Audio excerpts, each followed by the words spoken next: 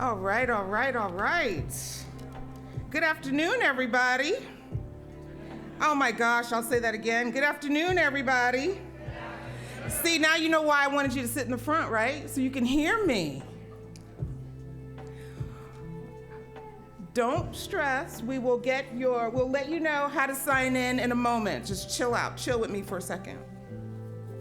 I want to welcome you to the afternoon session of the College of Arts, Humanities, and Social Science 13th Annual Context Conference. This year on youth rights and well-being. My name is Dr. Jana Hill, Associate Dean of the College. Thank you for joining us this afternoon. Today marks an exciting milestone. Should I turn the music off? Don't you like it? I know. I need Dr. Maddox to help me turn it off. So, side note, when I'm in my office, I listen to this music, lo-fi music, because it's something that brings me joy. And we'll talk about that a little bit. Thank you. Okay, gotcha. Here we go. Thank you, Dr. Maddox. My pleasure. All right, you good? All right. Is that a little better? Not really. So today marks an exciting milestone in our 13th Annual Context Conference as we dive into the vital theme of student rights and student well-being. Our morning sessions, if you were with us, you got a treat. They ignited meaningful discussions around thriving under pressure and the powerful voices of youth on social media. The highlight, our keynote speaker, who brought the joy with her uplifting presentation on finding joy even in trauma-filled spaces. It was truly inspiring. As we transition into our final session, get ready to engage with youth activists and hear insights from our university wellness director. I want y'all to be mindful and lean in. This session promises to be thought-provoking as we tackle crucial topics like climate change and our collective right to a livable planet. We'll also address pressing issues such as coping strategies and efforts to eliminate school shootings, along with enhancing student well-being on college campuses. You have the power. Your voices matter. Shake your heads, yes. And the future is truly in your hands. Can I get another head shake? You are the architects of the world that will shape the lives of generations to come. And I know you hear that all the time, but this is the truth. So I encourage you to engage deeply with our incredible panelists. Listen and ask questions and explore how you can continue to thrive while making impactful change. Your insights and actions can pave the way for bright tomorrows. Thank you. I'd like to bring Dr. Maddox back to the stage. He will introduce our panelists for this session. Dr. Maddox. When I think about youth rights, when I think about wellness, a couple words come to mind. When I was prepping, the word movement came to mind. But later on today, the word ignite came to mind. And then I heard Dr. Hill use the word ignite. And then when I walked down to go get my no-cal protein bar, I saw something ignite over by the Starbucks down there. So that comes to mind too. So ignite what? Movement towards what? My thought is a student-led, a youth-led movement, a movement to reclaim the right to wellness. Now, some of you already have activated in movement. You've been a part of it, you've led it, you participated in it, you got the bug, you've done it. And some of you have a calling towards movement that you really haven't stepped into yet. And one of the goals for this conference one of the hopes was to create a space where you can meet those who have participated in youth-led movements at a very high level. Another hope was for you to learn from faculty, allies, like Dr. Jill Guzman, advocates for your well-being in university and beyond. Now, with this conference, I saw the potential for pioneers to leverage their position in society, their trauma, their experiences, in order to drive movement, to flip it, to flip the oppression, to step into it, and to create change. Zanagee, Artis, knows how to do that. He was called to movement at a very young age. Something was ignited in him during his childhood to fight for the right to a livable planet.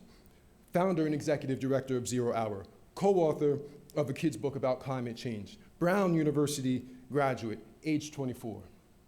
Zoe Touray knows about how to ignite and do movement, founder of Survivors Embracing Each Other, mental health activist, trauma prevention speaker, and gun control advocate.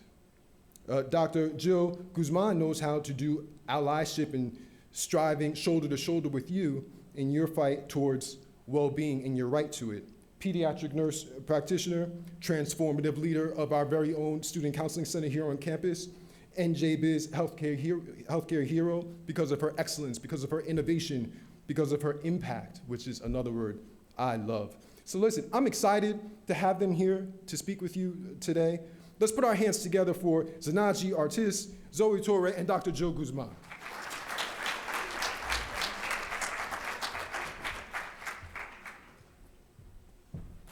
Thank you so much. Thank you for that introduction, and thank you all so much for being here. It's an honor to be speaking before you, and I always love talking about what I work on in climate justice. But I also am really glad that you are here because your attention matters so much. Your attention is valuable, it is powerful, and it means so much that you are paying attention to these issues that we're talking about today. And I hope that you join me in the movement for climate justice. So as was mentioned, my name is Zanagee Artis. I'm a founder and the executive director of 0 Hour, and we are a global youth-led climate justice organization that is campaigning to end the era of fossil fuels. And we use the word justice when we talk about climate and environmental justice because it is a policy decision that we are in the situation that we're in with climate change. Because we have the solutions, we have the opportunity to transition to renewable energy, and still our communities are being polluted, our clean air and clean water are being threatened, and we have a right to a livable planet. And because there are people working against that to continue to profit off of oil and gas, we have to fight for that. And so in 2017, I came together with 3 other young people who were in high school at the time to co-found 0 Hour. And we led the Youth Climate March in July of 2018. And so this is us. This is 0 Hour. We are a collection of young people from all across the United States and around the world who are mobilizing in the streets, doing policy advocacy for climate justice. And some of the photos here are from recently the March to End Fossil Fuels in New York City a year ago. And then on the far left, that is from the original Youth Climate March in Washington, D.C. And so why we organize is a huge part. It is so personal for all of the work that we do. I started organizing the summer after President Trump was inaugurated. We were seeing climate disasters in the United States, while at the same time seeing our government roll back environmental regulations. And there are people who experience climate disasters who live around pollution that know very intimately that we need to end fossil fuels. This image on the center left, raise your hand if you recognize it. If not, that's totally fine. Okay, some of you do, yeah.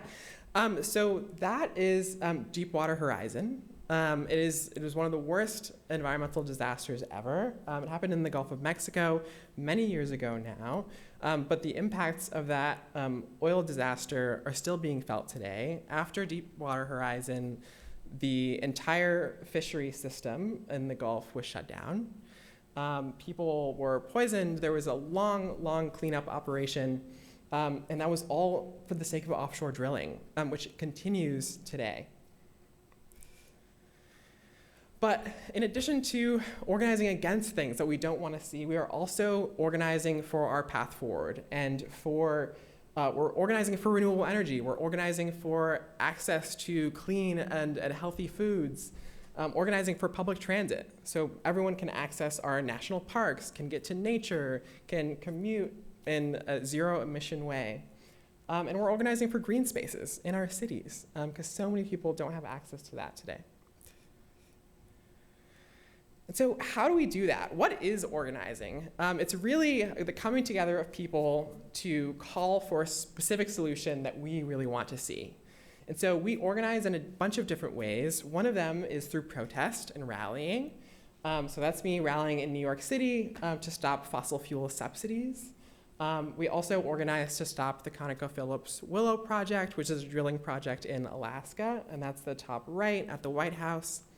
And then in the bottom right, that's our co-founder, Jamie Margolin, alongside Swedish activist Greta Thunberg, testifying in Congress in front of the House Select Committee on the Climate Crisis. So we're using all of these different avenues to really tell decision makers that we want climate justice, to call for specific policies, and to pass legislation that will actually effectively change our living conditions and our energy system. We also support legal advocacy. And so this, for many years now, we have been supporting a case called Juliana versus United States. And that was filed in 2015, 21 young plaintiffs from across the country suing the federal government for their right to a livable planet. And they are claiming that under the Constitution, which guarantees life and liberty, we have a right to a stable climate system and a healthy environment. And so that case has been ongoing for a long time, and we are organizing in support of that case. Where it's at right now is that the attorneys are requesting that the Supreme Court reverse a lower court decision, which decided to rule against the case and toss the case out.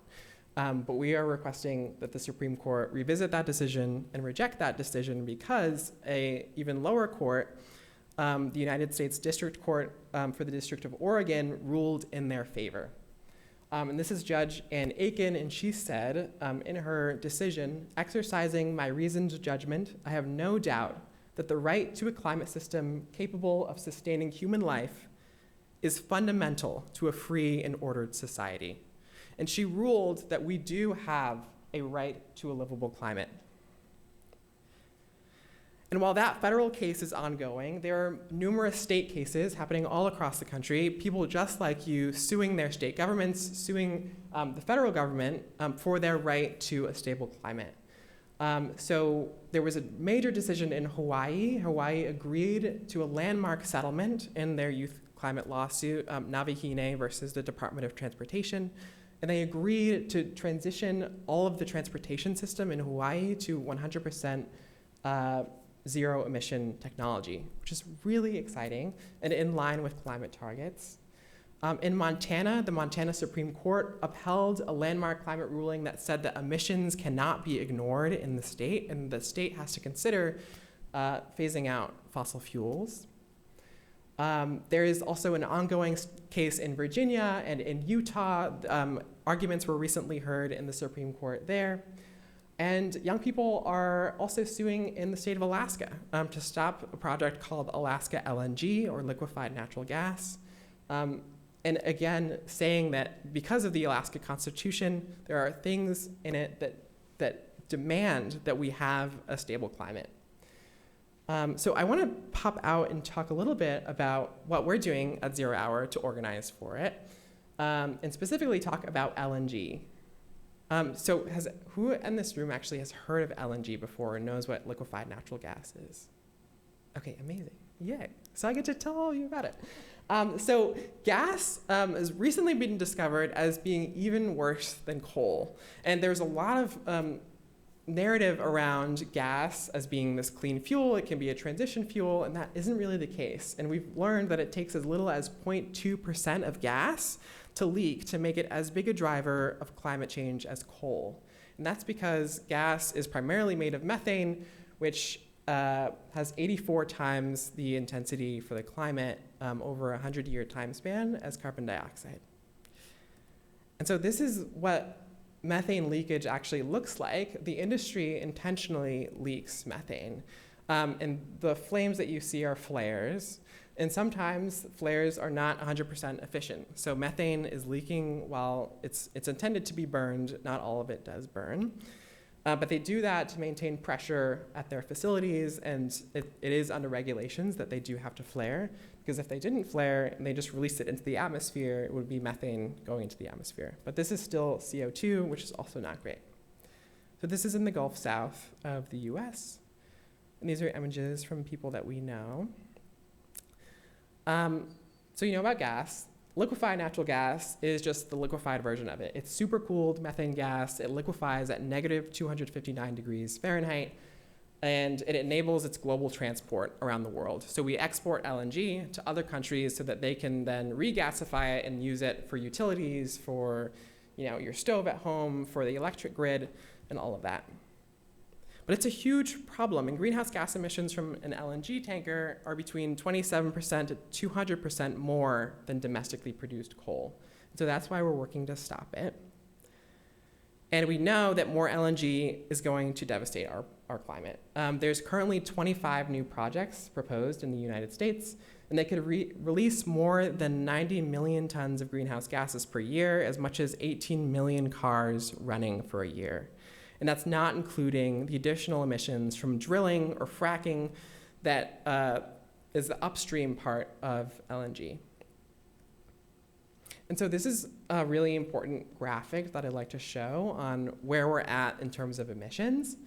And this is taking into account liquefied natural gas. So at the very top, you can see the light gray, that's including all of the proposed projects. And then on the left, on the y-axis, we're looking at emissions, and on the x-axis is time. And so we have this goal of limiting emissions by 2050. But you can see that we are way above the goal, which is the yellow line, with just the proposed projects. And then there are new projects that have been approved, that are under construction. That's the second band below that.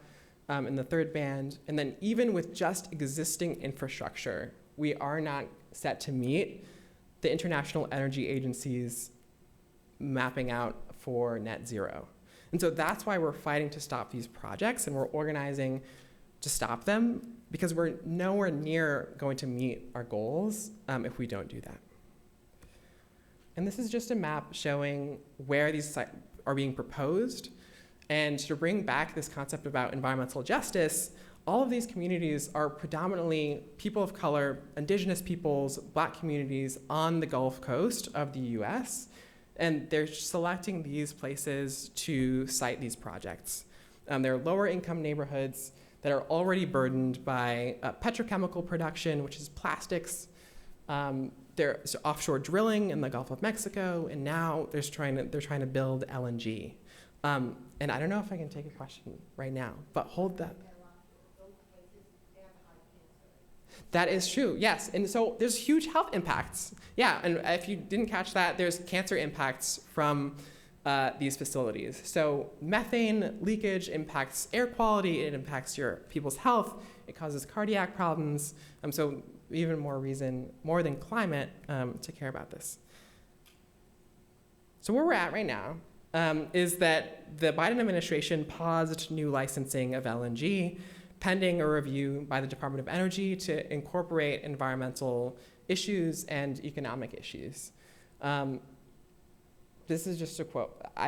That's my quote. I was in the White House press release about it, and we're still fighting because it's just a pause. It is not yet permanent because the Department of Energy is continuing its review. So we are calling on the Department of Energy to adequately incorporate the risks and dangers associated with LNG by submitting petition signatures, by organizing in-person rallies in DC, by meeting with our elected officials' offices to call on them to support us with the White House.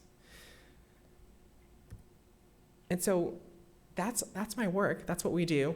And we believe that it is time to end the era of fossil fuels, and you can join us in that effort. You can join us at thisiszerohour.org.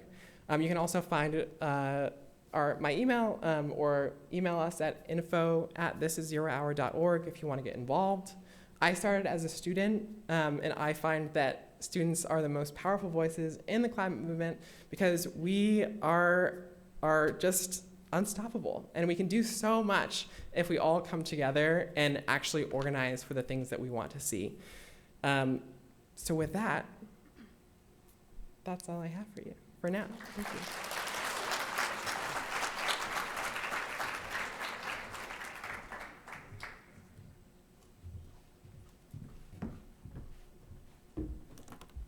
Do I just hit the clicker?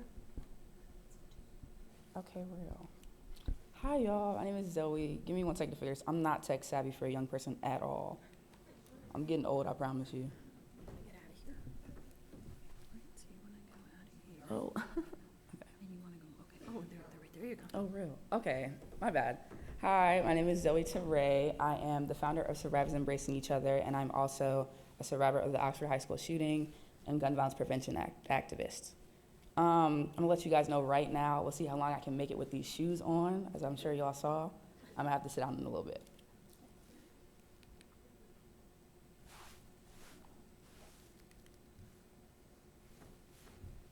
I'm so sorry. Okay. You could just do here. Okay,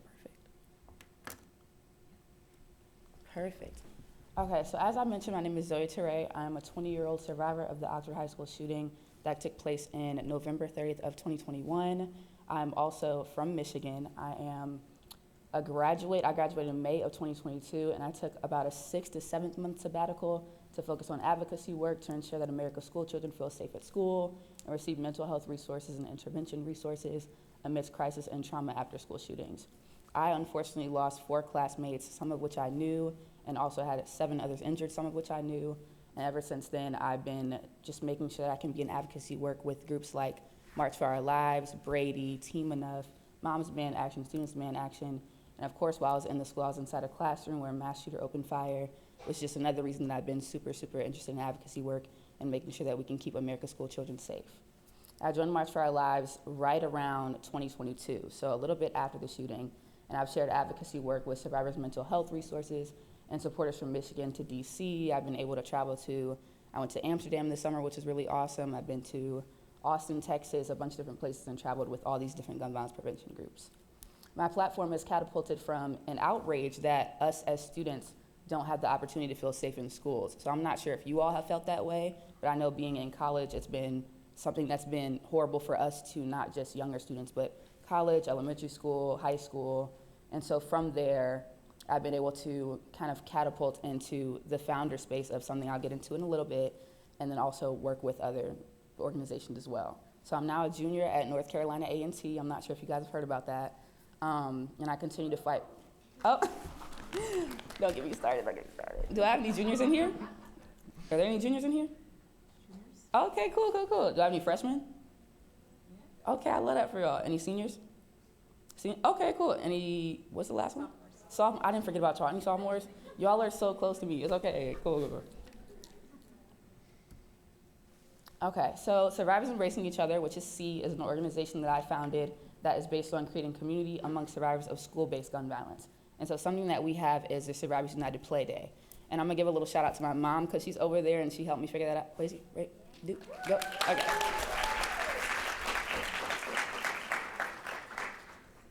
Being a junior in college, I'm still a little nervous that I'd bring my mommy with me. So these are our pop-up events that are also dedicated to helping to create and foster that community and long-lasting relationships among survivors of school-based gun violence. So as the pictures that you guys can see, it's basically events that are tailored to 7 to 12-year-olds who have experienced school-based gun violence and school shootings. So in these pictures, this is the first example of our first Survivors United Play Day, where we got together with students from the Robb Elementary School shooting, which was a shooting that took place in May of 2022, and there were about 19 students and 2 teachers who were involved, and they were all around 3rd and 4th graders, which is something that I don't want to be up here saying it all, but that's the reality of the world that we live in. And so we were able to go down with students from Oxford and other survivors like myself from Oxford who were able to go and participate in this event and have, do you guys remember what field days are? Okay, I don't know if we're too old for that, but field days is basically where we went down and we had a field day, but a healing event with these students, and to help kind of connect and foster those relationships throughout a field day. And me personally, I was extremely tired after, but it was an amazing event for all that were involved. We had, I want to say, around 200 to 250 students. We had Little Caesars came and donated, American Airlines donated tickets, Therapy Animals in San Antonio. It was a great event. So another thing that C does is the Congressional Black Caucus trip. So I'm not sure if some of my students heard about that as well. But it's a trip called, it's the annual legislative conference. So we got together this year and partnered with the Accountability Initiative to send 15 young Black advocates to the Congressional Black Caucus event that happens every year.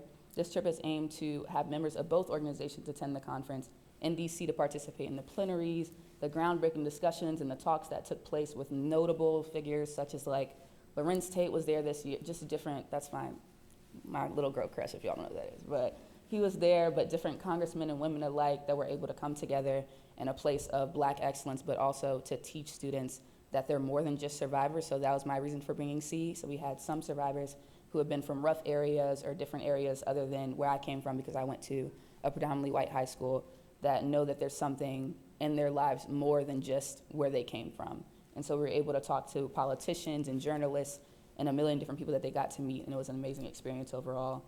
And we will hope and aim to do it next year. So if you all want to get involved with C, be on the lookout for that. So I'm gonna give you guys a few more statistics of the gun violence epidemic. I'll try not to read these word for word, bar for bar verbatim, but these are statistics that are brought to you by Sandy Hook Promise, which is another organization and gun violence advocate group. So each day, 12 children die from gun violence in America, and another 32 are shot and injured, which is ridiculous to say. Guns are also the leading cause of death amongst American children and teens. So kids or students just like you and me, it's the leading cause of death amongst us. 1 out of 10 gun deaths are ages 19 or younger. I just passed 19, but that's a horrible statistic to have in America. Since the shooting at Columbine High School in 1999, more than 338,000 students in the US have experienced gun violence at school. So for instance, the Oxford school shooting and the Robb Elementary School shooting. There were more than 46 school shootings in 2022, and that's more than any year since Columbine. Again, with Oxford and the Appalachia High School shooting that just took place, and Robb Elementary. This mirrored America's broader rise in gun violence as it emerged from the pandemic. However, with the US Department of Homeland Security, research shows that if we know the signs of gun violence, we can prevent it and reverse the trend that's happening. And then lastly, in 2022, 34 students and adults died, while more than 43,000 children were exposed to gunfire at school. Now we're going to get on a little heavy side or a heavy note for a second. But the aftermath of tragedy is something that I want to talk to you all about, to kind of see the inside of where I come from as a survivor and what it's like for survivors of school-based gun violence. And so these are pictures from school for me, actually, right around the time that everything took place. And the aftermath of a shooting, as we know, is something that no one can really navigate. No one can tell you how to deal with trauma. No one can tell you how to survive after something like that or go back to a sense of normalcy. So in the aftermath of a shooting, there's so many things happening all at once, but at the same time, there's nothing at all happening. So you can feel really bored while being in school or going back to school, but at the same time, there's a million reporters in your face.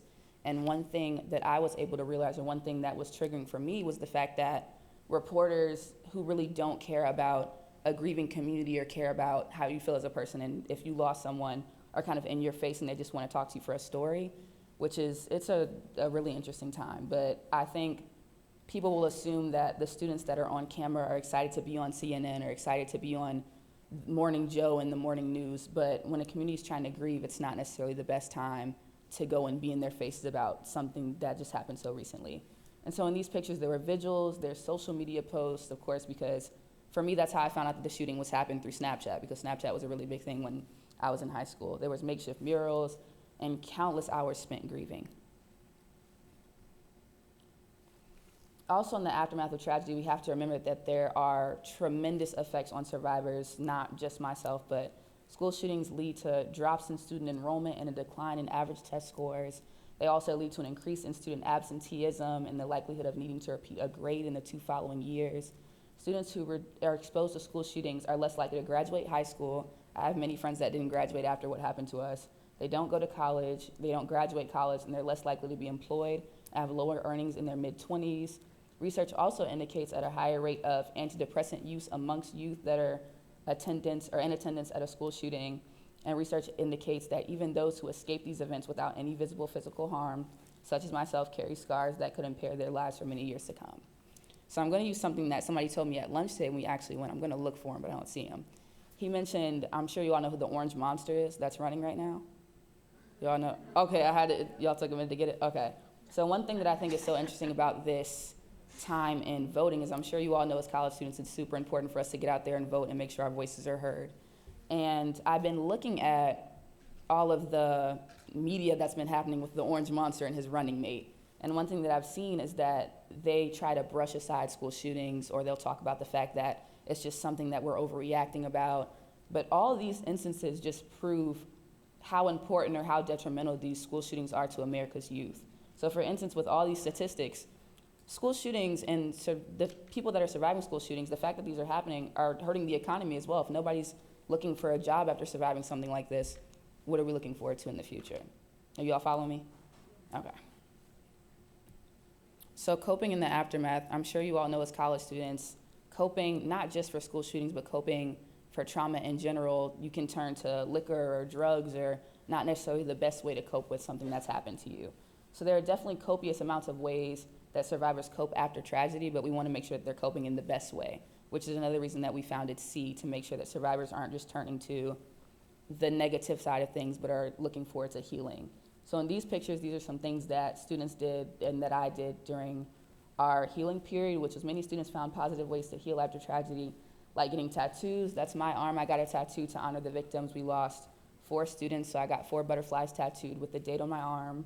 We started support groups, organizations like C, and fundraisers to provide for relief for families. So the shirts that are up there with the names is something that me and some students got together and did to make sure that the families had no funeral costs or didn't have to worry about money in any way. It's important to find healthy ways to cope, like leaning on community, which is something that was really important to me, which was leaning on my mom and other family, and making sure that we were leaning on our Oxford community and friends. And I think at the time I didn't realize that I didn't necessarily feel a part of the Oxford community being a dark-skinned woman going to a school where there was a majority of Caucasian people. And they were so nice, but it was hard kind of dealing with me being the darkest one in the room at all times and having to not necessarily know where to fit in, because I grew up in Atlanta for like the first or 6, 7 years, so I wasn't around that particular crowd. But I think in that time, all of that faded away. Everybody was hugging. There were so many amazing moments. It was such a show of strength and community. I'm gonna tell like a funny story, but it's kind of cute. I had this boy that I had a crush on, and he came and gave me a hug, and he didn't even know me. It was so amazing. But leaning on that community was very vital during that time. And then therapy, so talking to someone you trust. I know in the Black community, there's a very big stigma against therapy. And so for me, although my mom is very emotionally inclined, my dad's not so emotionally inclined. And so I talked to him about it. And I love him to death, but his response to that was, we talked about it the night that everything happened, and then after it was kind of like, Zoe, don't cry, let it go, like, don't worry about it, just chill out for a little bit, which isn't something that you want to hear if you've survived a school shooting and you lost friends. So I think making sure that you go to therapy, it took me a while, but after about a year, I started going, and it was the best decision that I could have made. And overall, just making sure that you're taking the time you need to process your emotions and move towards healing, which I'm sure the next speaker will talk a little bit about, but making sure that you're doing that, whatever the situation, whatever the trauma may be.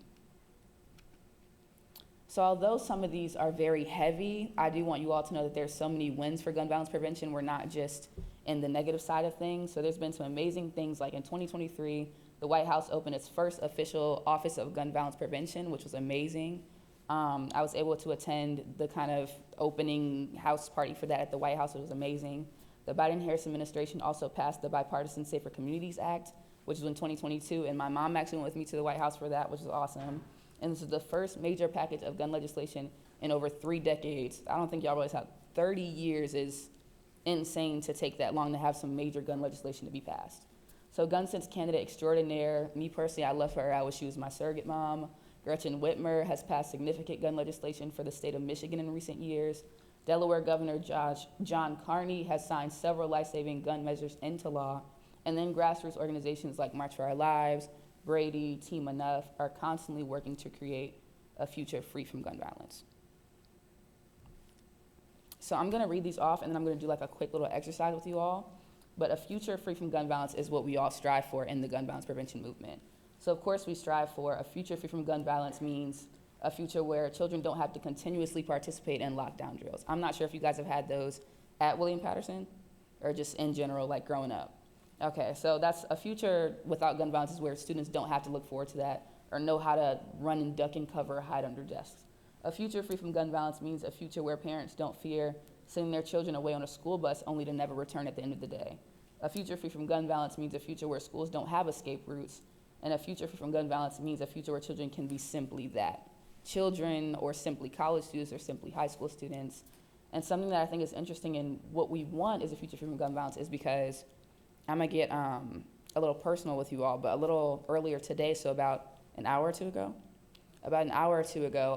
the school that I went to, Oxford, my siblings still go there. So I have a senior brother and then I have a junior sister.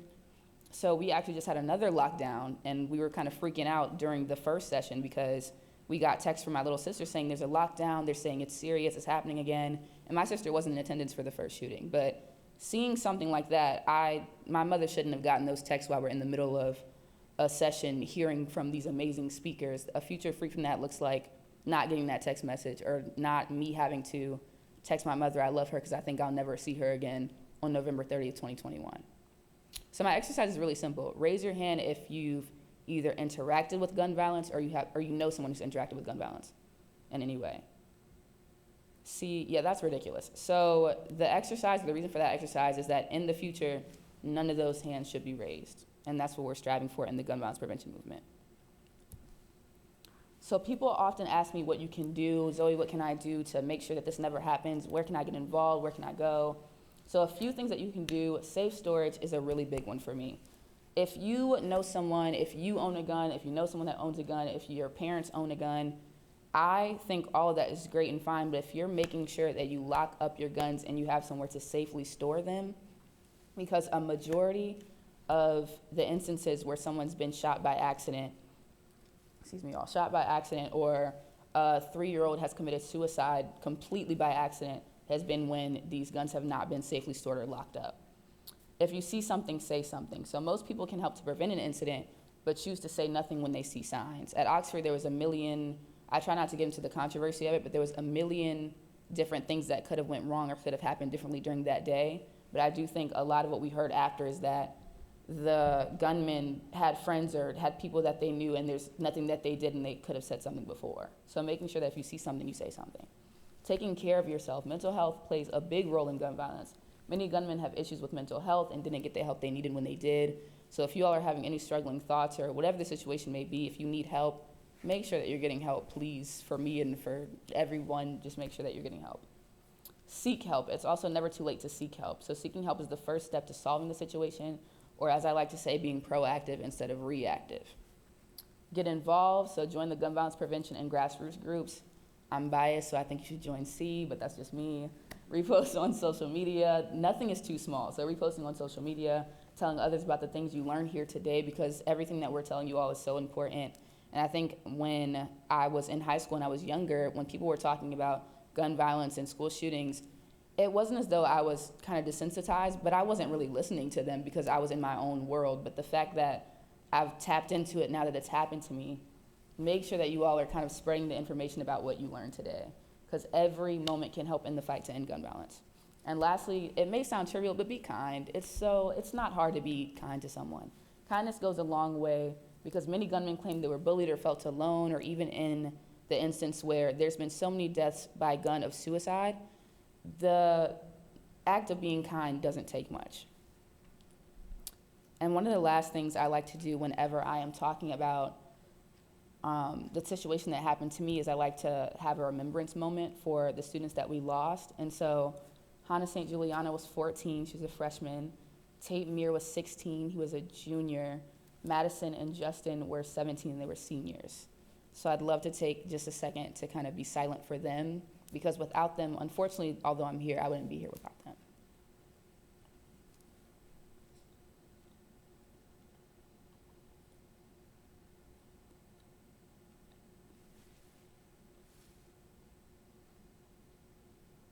Okay, and then That's all. So thank you guys for having me.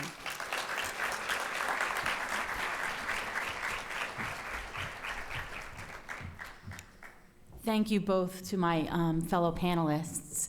I know this is a very heavy topic, so I decided that when I was asked to speak that I would really ask to be last to talk to you today about well-being, right? And what does well-being mean? So a little introduction. I was introduced by Dr. Mannix, and he did a fabulous job. I am Dr. Jill Guzman. I am the Director of Counseling, Health, and Wellness, and I've been here 21 years. I have a passion for pediatrics. I am also an adjunct faculty for pediatrics and epidemiology. My historical perspective is when I think back to all the years that I've been in college health, and I'm the director of also the counseling center, we're one integrated center purposely, is that traumas and things have changed over the years. 21 years is a long time. I was really young, right?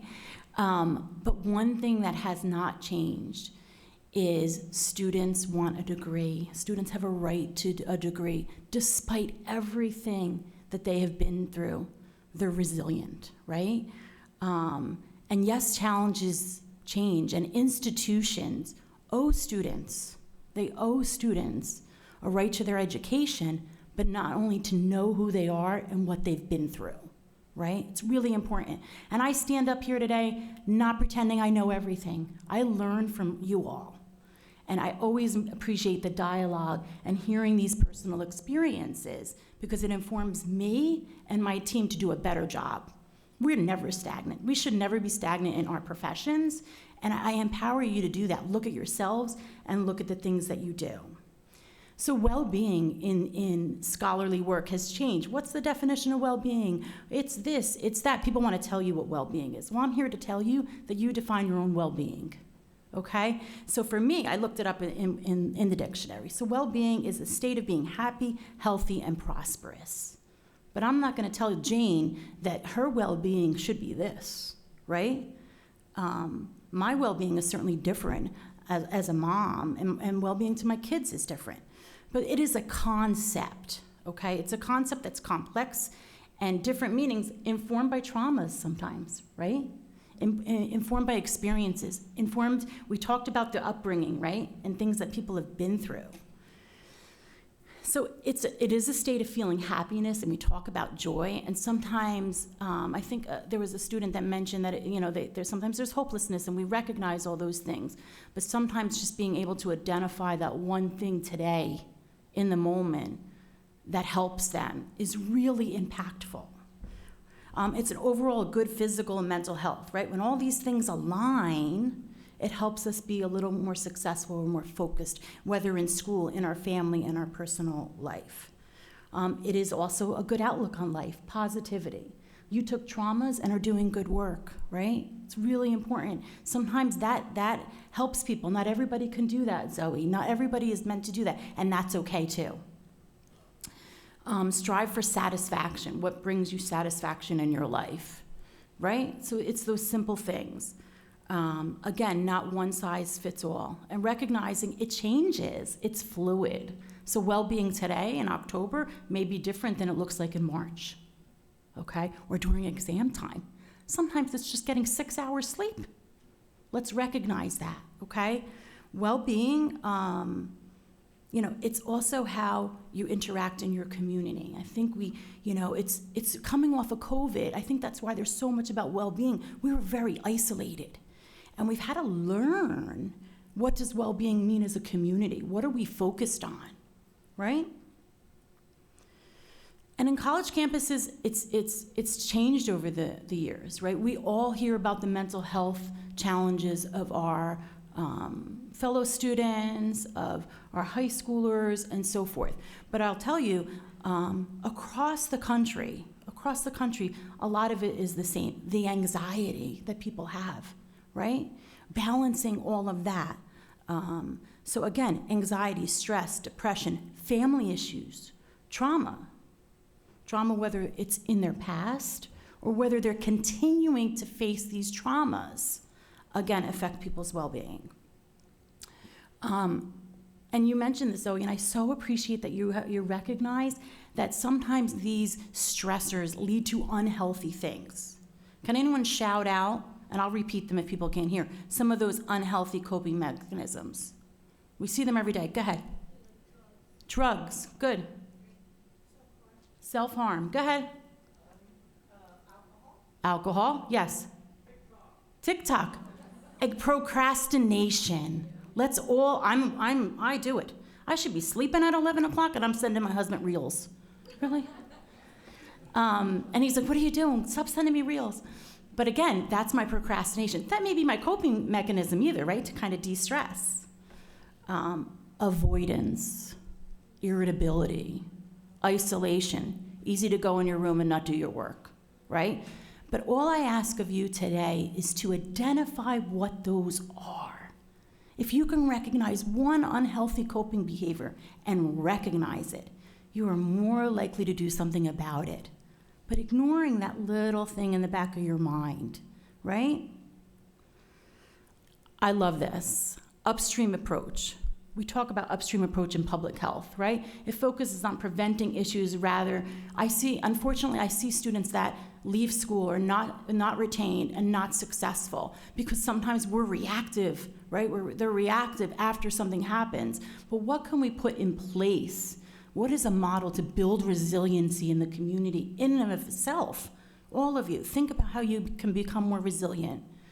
Sometimes we can't avoid some of those traumas, right? But where can we pack it away in order for us to continue to do the things that we need to do? It improves our confidence, assists in management stress. Peers are amazing supports. Sometimes I can stand on a box and say to a student, you should do this, and I do this in healthcare. You should eat right, you should exercise, you should do these things. I don't necessarily do all those things. Like, we're real people, okay? So again, your peers are a great resource. And sometimes, and this is my experience, sometimes if somebody experiences a trauma, they only tell one person, but that person has the power. That person has the most power, who they're telling, being kind, being responsive. So if somebody's telling you something, to listen and knowing resources that are available that you can help provide. That's why I'm here today, to tell you all these things that we have available to you. There's places in our campus.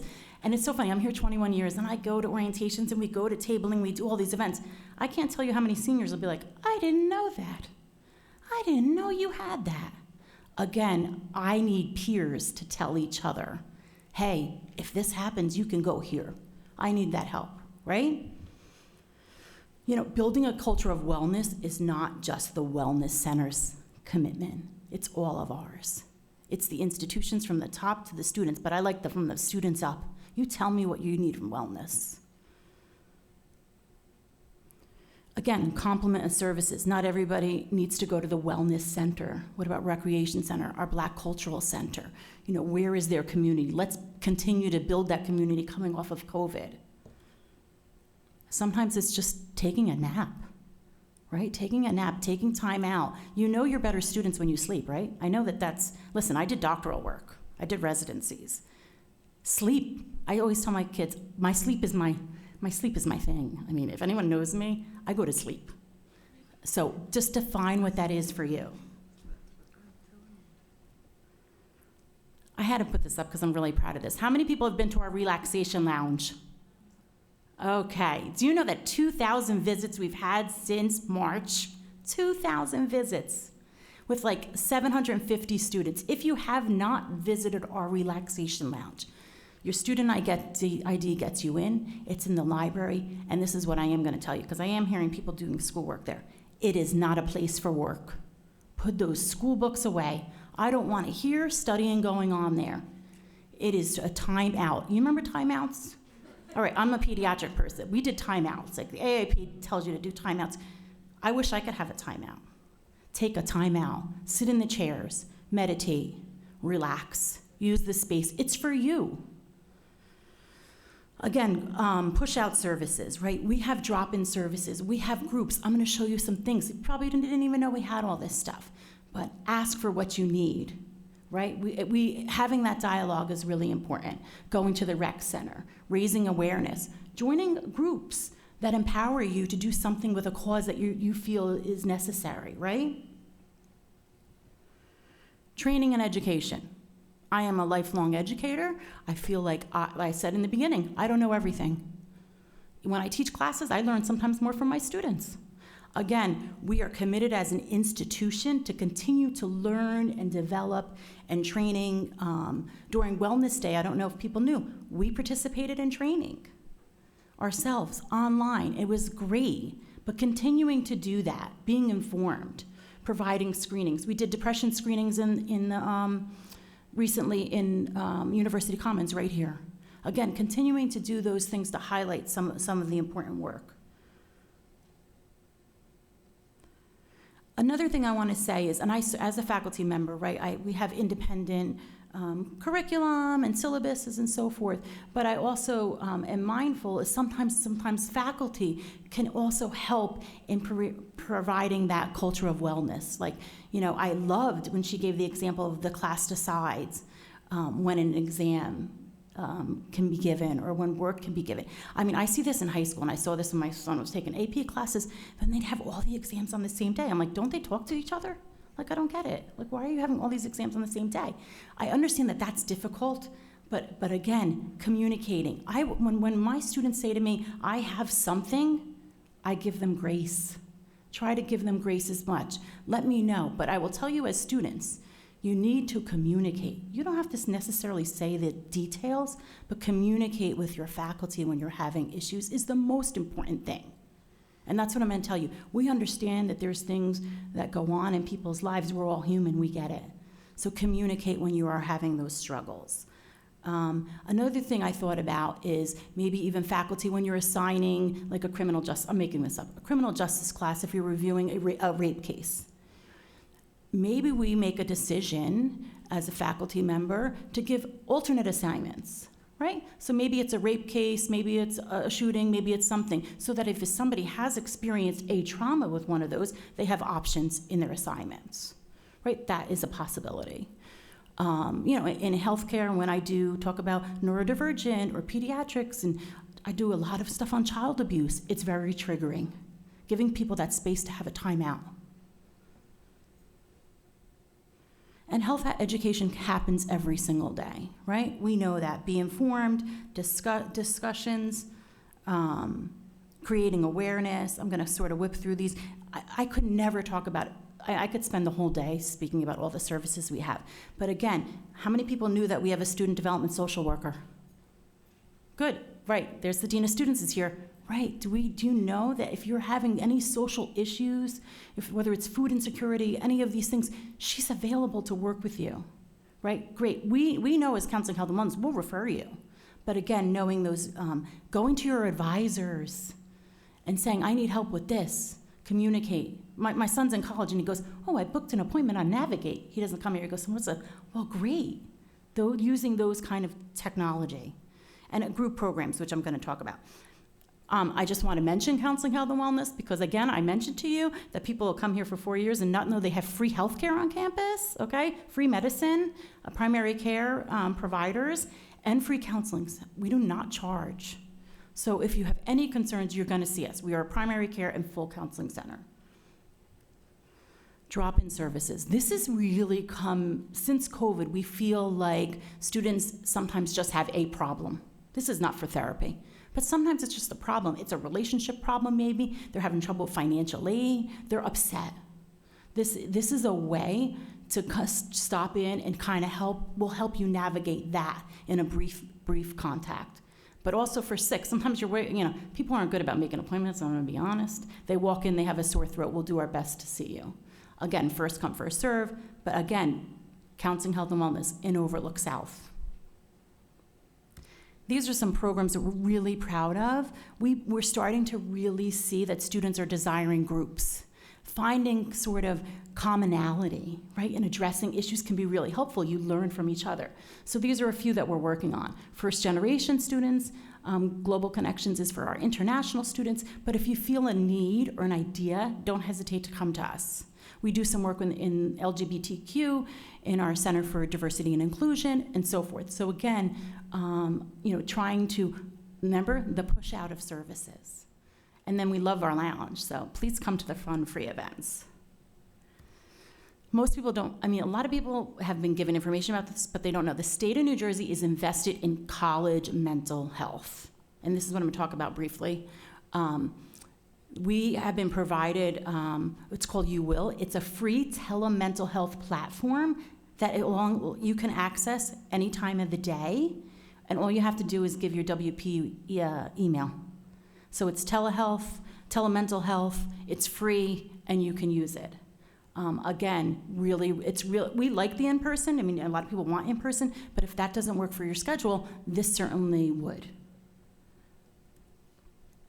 And again, if you need help accessing that, you can just ask me, and it's on our website and so forth.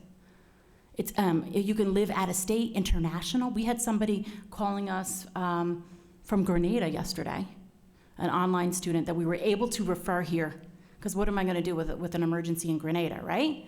But I was able to. They take international students as well.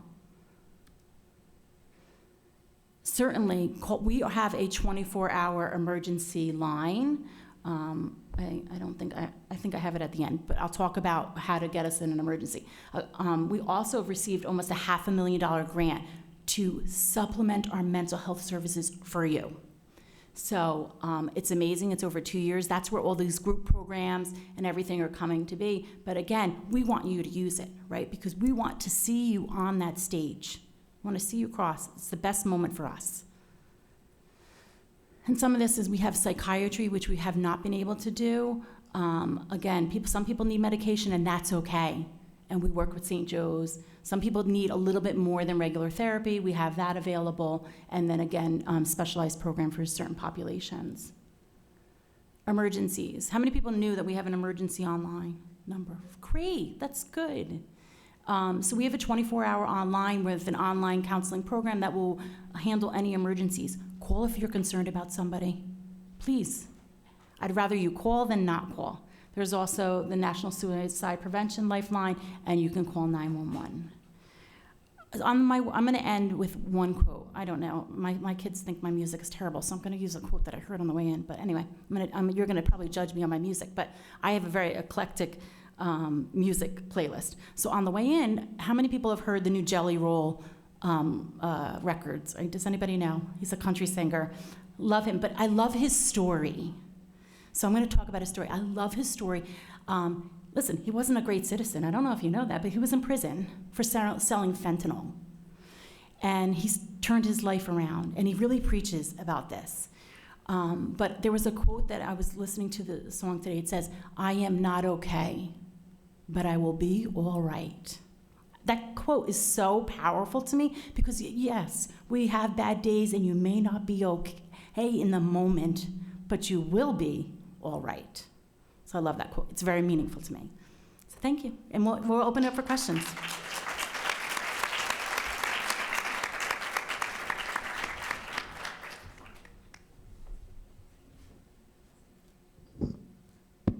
Thank you. That was terrific. Thank you so much. You just got to hear from 3 leaders talking about wellness. Just to thread this all together, wellness for our planet, wellness for students, for ourselves. Zoe even took it to wellness for the perpetrators of some of these horrific crimes or those who may be contemplating doing something that's going to put other people in harm's way. So we're talking about wellness. And I love to open up the floor for questions to get us warmed up. I think I'll maybe start off with a question, and that is, doing what you're doing isn't easy. And you have what are colloquially referred to as haters. And you have it from both sides. You may have it internally, those who you thought were allies, but when it's time to actually put in work, they're not showing up. And you also have half the country that may not believe in the issues that you believe in, and they want to see things go a different way. How do you maintain your motivation, your vigor, your energy to proceed, even when those closest to you, those who are part of, or who you thought were a part of movement, aren't showing up the way you expected?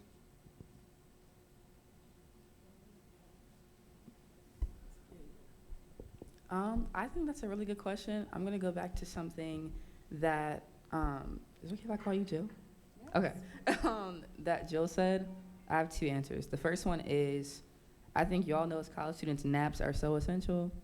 Baby, I'm gonna take a nap. Like when people aren't doing what I need them to do, or I kind of stay, I'm not as motivated as I need to be, I go to my dorm room, I go to that single, I get in that twin XL, and I sleep for about 2 to 3 hours. So that's my first answer. But I also think naps are a part of taking care of yourself. The second answer, I think, is if I'm having a lack of motivation, I'll think about the students that we lost in Oxford, if I'm being completely personal, completely real. Or I'll think about the instance that I told you guys about today with my brother and sister. Even that got me motivated while sitting here for the first session after hearing that my brother and sister are in lockdown and have been in lockdown for hours. I immediately want to organize. I immediately want to call March and say, what are we doing? I immediately want to go and find Kamala's office and figure out what they're doing to see what the situation is. So when I hear of instances like that, it also keeps me very motivated and trying to figure out what to do next. Yeah, and so I guess I'll add for my context, okay, who knows a climate denier in their life? I have several. So I think that for us at 0 Hour, we tend not to sort of work on that narrative, that there are people out there who don't believe in climate change, who think it's all a hoax, who are fighting to keep oil and gas in our energy system. And that's their opinion, and they are welcome to that opinion. But I think our goal is to really get people involved in our movement for climate justice, to guarantee clean air and clean water for everyone, who recognize that climate change is a problem but don't know where to start to take action.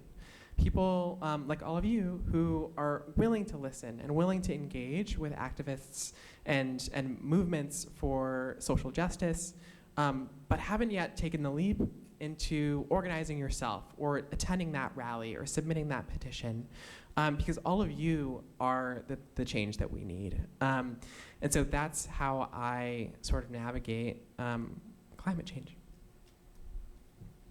I think I just want to mention that there, and it's not so much anymore, but there is a stigma with seeking mental health services, right? And I often hear from students, and I see you all shaking your head, that my parents don't want me in therapy. My parents do not want me on medicine, right? And that's okay, and sometimes we can help approach that subject, but even if you don't want us to, there is ways as you become adults to sometimes realize what is best for me, and maybe it isn't traditional therapy, maybe it is, that's why we're doing all these other things.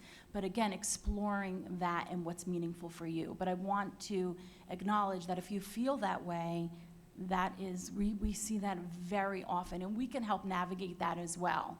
But there is, we see it generationally and sometimes, culturally, right? Like certain generations don't believe that my kid will be in therapy, should be in therapy, and there's nothing wrong, and there's a stigma of like, I'm crazy because I'm in therapy. But, again, we work really hard to reduce that stigma. And I think that that's, everyday work that we all need to do as society to kind of overcome that.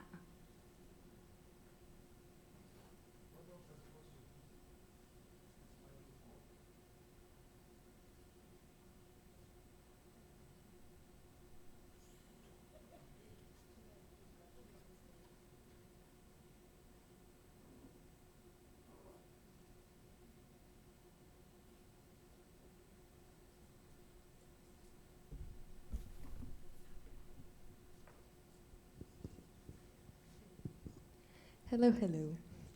Let me stand up. Okay, I'm standing up. I'm forced to stand up. Okay, my name is Stephanie Gutierrez. If you don't know, I've been talking at the last 3 conferences that my friend are bullying me about. But I am a social work major, and my question is kind of regarding climate change. Not kind of, it's actually a big topic. And I want to say your name right. So is it Zanagee? Zanagee. Zanagee. Yeah. Okay, good. So I'm taking right now a class on global economics and like global transportation and all that. So we're really touching upon like money, GDPs, and all that stuff. So right now, I just read and researched an article from CNN that's talking about that actually completely, what's the word I'm looking for? That established that it is official that the water cycle of the whole global United States, not even just United States, the whole global Earth is off balance. I don't know if you've seen it. I mean, it was recent, it was last week. But talking about that is saying that water that the earth provides to us on a daily basis is not even a privilege anymore due to a lot of CO2 emissions and all the fracking that you were talking about and so many other emissions from our car usages as college students, because I drive here, so that also was like, damn. But it talks about how now that water is such a privilege and how they want to change pricing on water in general because a lot of people waste water, even regarding how it's becoming such a privilege in developing countries. It's becoming a big issue for families in those developing countries to get healthy water without the lead poisoning, without all these big things that people should have on a daily basis. But unfortunately, with how economics is and how the world became to be as third world, second world, and first world countries, they're not given that privilege for the water. And I feel like, as you mentioned, like talking to people that don't believe in global warming, it does affect me, because I feel like, how can you not? But to a certain extent, how would you address, I feel like it should be talked about more regarding how now water is not even a privilege, that is a natural resource that we're depriving our earth from. How would you address that to really get people to kind of like open their minds and like, hey, because I feel like for me, when I research is when I'm like, oh wow, but it's not really brought up, and I feel like it should be. So what's your intake on that? Yeah, thanks so much for that question. I think a lot of it is really meeting people where they are and connecting the issue of climate change to people's personal lives. And on the issue of water, so I lived in Utah before I moved to Washington, D.C., where I live now. And it's a state that was impacted by wildfires. The Great Salt Lake is drying up. There's arsenic and other sort of toxic materials at the bottom of the Great Salt Lake. And that's a risk for the entire valley in Utah. And really, the people's source of water. It's their drinking water. And because of climate change, water from the mountains is declining. There's less snowpack that happens over the winter. And it's not just high desert places like in Utah. On my way here, I also drove, and that's totally fine. But there were signs about wildfire risk. Here in New Jersey, I had wildfire alerts in my home state of Connecticut. And that's never happened before. And maybe that's happened, I don't know about New Jersey. But in Connecticut, absolutely. Like, we've never had wildfire risk. And so I think making that connection between there are these new risks that people are experiencing, there are changes to our weather and our climate system, and people are not connecting those issues that are so deeply personal to our reliance on oil and gas as an energy system and to warming in the atmosphere. And so whenever I talk to people about climate change, I really try and step out of the science. And if people are following the science, there are targets from the United Nations and from governments around the world to limit warming to 1.5 degrees Celsius. And who knows Celsius? Like, I don't know Celsius. Everyone knows Fahrenheit, right? Here. And so talking about like what that actually tangibly means. What is 1.5? What is the difference between where we're at now and what 1.5 degrees of warming could look like? It's sea level rise. It's decreased access to water. It's risks of hurricanes and wildfires and climate disasters happening all the time that people are experiencing today, but it just might not be impacting you. So sharing those stories and sharing those personal experiences is what I aim to do. Thanks.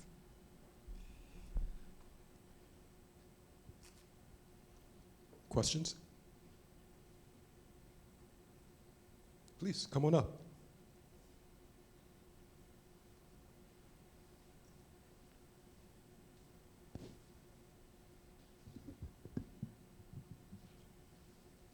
Hello. I also have another environmental science question.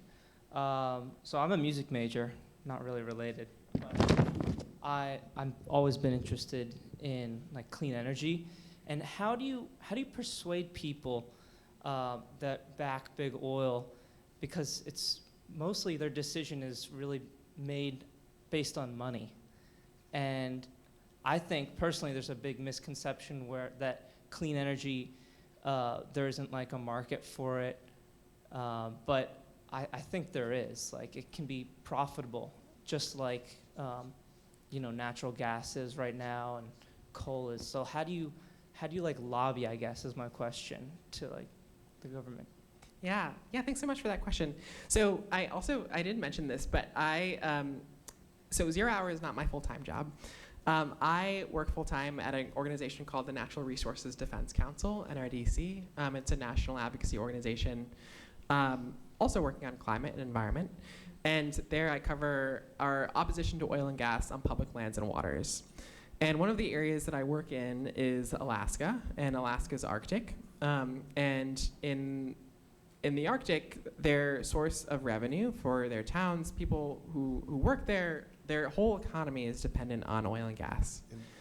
And it's a resource that they decided to develop, and it's their whole economy. And so how are we to tell these people that we are going to do away with that?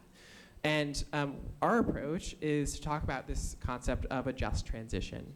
And the just transition is this idea that when we transition into renewable energy, that has to take into account people who are currently working in the oil and gas sector, guaranteeing jobs for people, guaranteeing jobs training, and transition for jobs for people who want to work in renewable energy. And there's not going to be solar power up in the high Arctic. It's dark for half of the year. But how can we reskill people? How can we provide support for them? And that's the government's job.